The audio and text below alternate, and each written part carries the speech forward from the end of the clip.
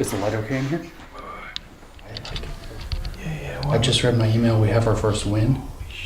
The dog park paper has been accepted. They don't know. We're about to tell them.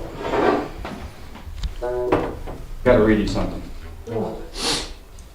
Dear Dr. Helen Wilson, I have now closely considered the revisions of your manuscript, Dog Park, and will recommend its publication in Gender, Place, and Culture.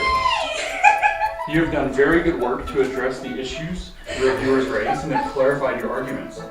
Thank you for your contribution to Gender, Place, and Culture, and I hope to be seeing your manuscript in print.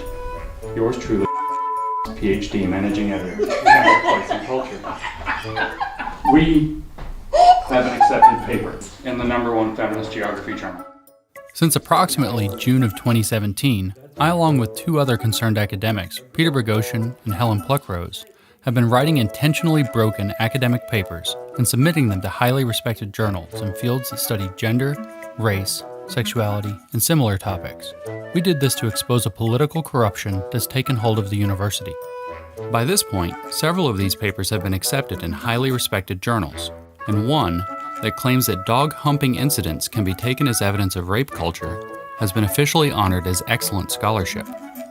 I'm not going to lie to you, we had a lot of fun with this project. The reviewers are worried that we didn't respect the dog's privacy. That's the concern. We respected the genitals. But don't let that lead you to believe that we're not addressing a serious problem.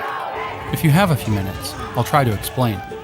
To be clear up front, we think studying topics like gender, race, and sexuality is worthwhile, and getting it right is extremely important.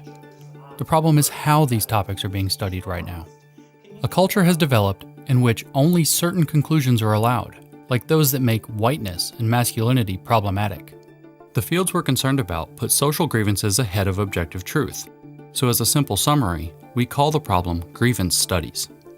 To test the depth of this problem, my collaborators and I dedicated ourselves to a 1 to 2 year secret project targeting top grievance studies journals with an agreement to publicly release our findings, no matter what the outcome. We started officially on August 16, 2017, and by Thanksgiving we were in trouble. We had begun ambitiously and mostly stupidly. Our first papers were really only suited to test the hypothesis that we could penetrate their leading journals with poorly researched hoax papers. That wasn't the case, and we were wrong for thinking we might be able to. So by late November, it looked like all we'd accomplish is ruining our reputations. If this doesn't achieve anything, it would actually frighten me. We needed to change our approach, so we walked back from the hoaxing and began to engage with the existing scholarship in these fields more deeply. This led us to learn a lot more about the inner workings of grievance studies. The best I can tap into is that there's this kind of like religious architecture in their mind where privilege is sin, privilege is evil, and then they've identified education as the place where it has to be fixed.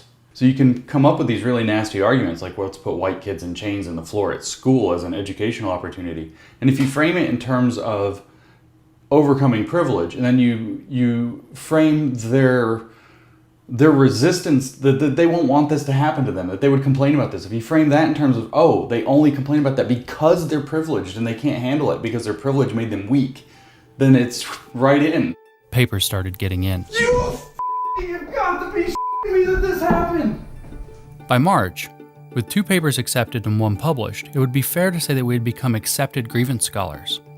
By June, it was 3, with 1 having been officially honored by the journal as excellent scholarship.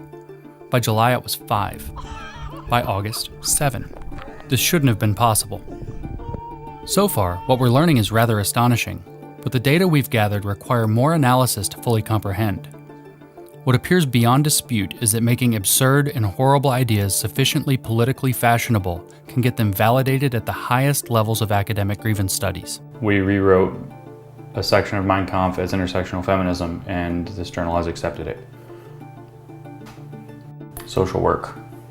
This is deeply concerning, because the work of grievance scholars goes on to be taught in classes, to design educational curricula, to be taken up by activists, to influence how media is produced, and to misinform journalists and politicians about the true nature of our cultural realities. No one tolerates this sort of corruption when they find out an industry is funding biased research to make itself look a certain way. The same scrutiny should apply to research when it pushes a political agenda. And we have uncovered enough evidence to suggest that this corruption is pervasive among many disciplines, including women's and gender studies, feminist studies, race studies, sexuality studies, fat studies, queer studies, cultural studies, and sociology.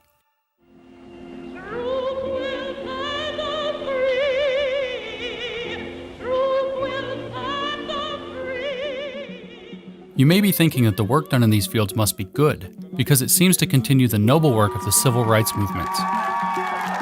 Well, after having spent a year immersed in it and becoming recognized as experts in it, we have to disagree. Grievance studies does not continue the work of the civil rights movements. It corrupts it, and it trades upon their good names to keep pushing a kind of social snake oil onto a public that keeps getting sicker. Progress is easier without grievance studies.